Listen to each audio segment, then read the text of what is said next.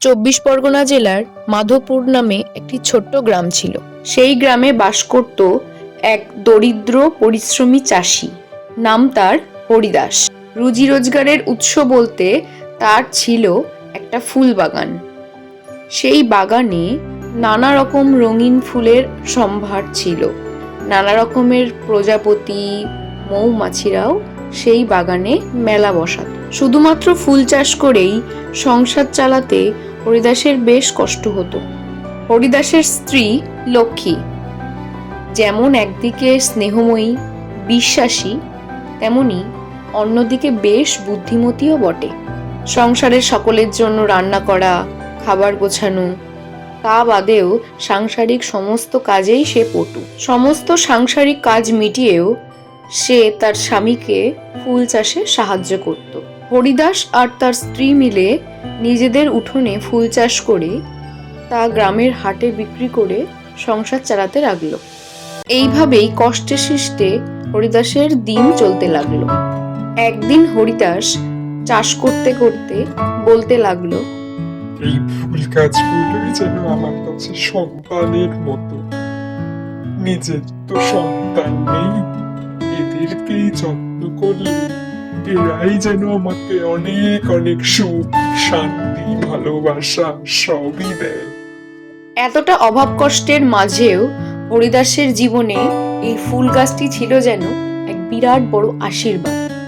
সন্ধে নামলেই তার বাগানটি যেন স্বর্ণের মতন চকচক করত।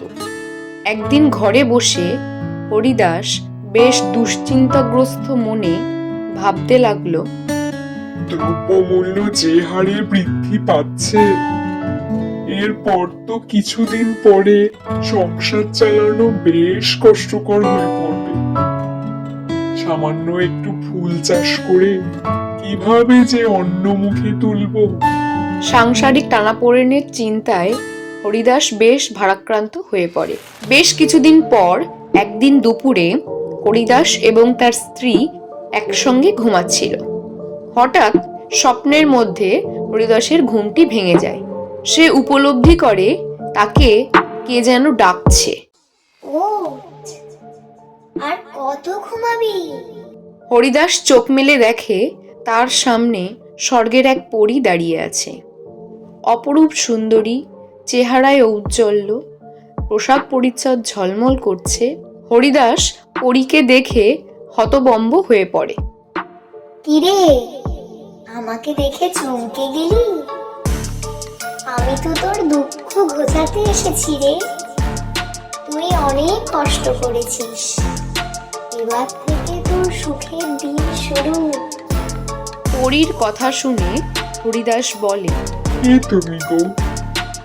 এত অপরূপ সুন্দরী একজন, যেন মনে হচ্ছে স্বর্গ থেকে নেমে এসেছো।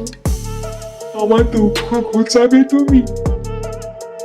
তোমাকে দেখে মনে হচ্ছে স্বয়ং দেবতা এসেছে আমার ঘরে।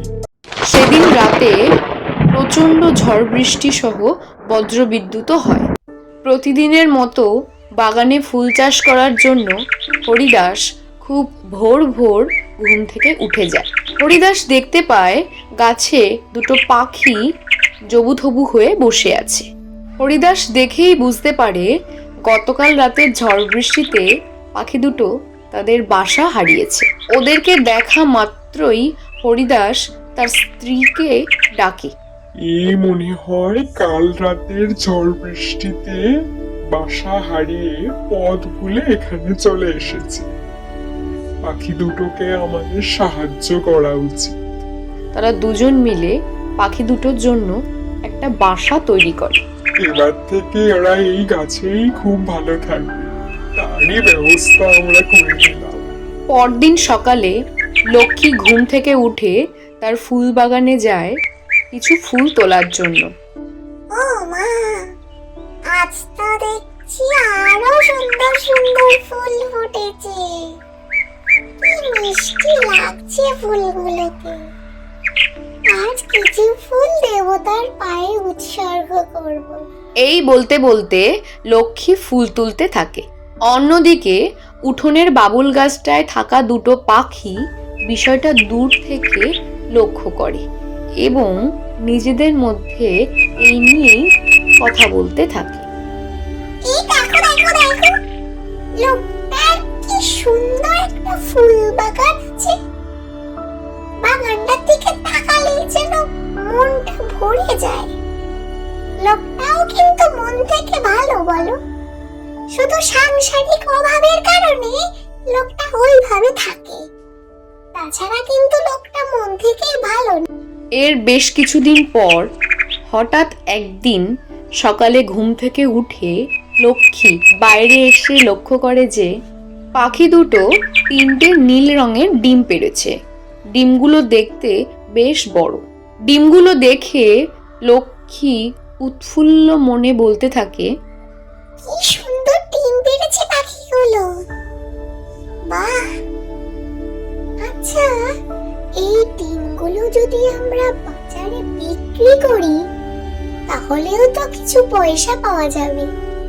আমাদের তো সংসার চালাতেই খুব কষ্ট হচ্ছে, এই করে যদি কিছু রোজগার আসে তো ভালোই হয়। ওনাকে বিষয়টা বলতে হবে। কথা মতোই হরিদাসের স্ত্রী বিষয়টি নিয়ে হরিদাসের সঙ্গে আলোচনা করে। এই জানো, আমাদের গাছের পাখিগুলো বেশ সুন্দর সুন্দর ডিম পাড়ছে গো। আমি বলি কি, ডিমগুলো যদি বাজারে বিক্রি করতে পারি তাহলে কিছু পয়সা আসবে ঘরে। যাও না গো, কাল থেকে বাজারে ডিমগুলো তুমি নিয়ে যাও, কিছু অন্তত পয়সা আসুক।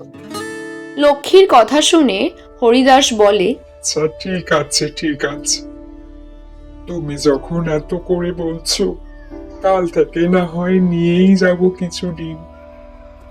এরপর থেকে প্রতিদিন সকালে পাখিগুলো ডিম পাড়ে এবং গোপাল তা বাজারে নিয়ে গিয়ে বিক্রি করে। বেশ চলছিল এইভাবেই। দিন দিন পাখিগুলো আরও বেশি বেশি ডিম পাড়তে শুরু করে। এইভাবে চলতে চলতে হরিদাসের ঘর প্রায় ভরে ওঠে পাখিগুলোর ডিমে। ডিমগুলো বিক্রি করে আস্তে আস্তে হরিদাসের অবস্থার উন্নতি হয়। এইভাবে সুখেই দিন কাটছিল, কিন্তু হঠাৎ এক অশান্তির ছায়া পড়ে। হরিদাসের উঠোনের সামনে পুকুর পাড়ে একটা নিম গাছ ছিল। সেই নিম গাছে থাকতো এক কাক দম্পতি।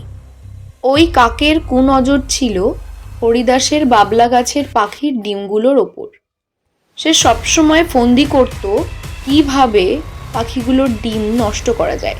পাখিগুলো বাইরে যাওয়ায় সেই মুহূর্তে কাকটি পাখিদের ডিমগুলো এসে নষ্ট করে চলে যায়। পাখিগুলো খাবার নিয়ে এসে নিজেদের ডিমগুলোর ওই অবস্থা দেখে বেশ দুঃখ পায়। এই বিষয়টা হরিদাসের স্ত্রী লক্ষ্মী বেশ নজরে রাখে। সে চিন্তা করতে থাকে কিভাবে কাকগুলোকে উচিত শিক্ষা দেওয়া যায়। তার কিছুদিন পর ওই কাকগুলো 3টে ছোট ছোট বাচ্চা প্রসব করে।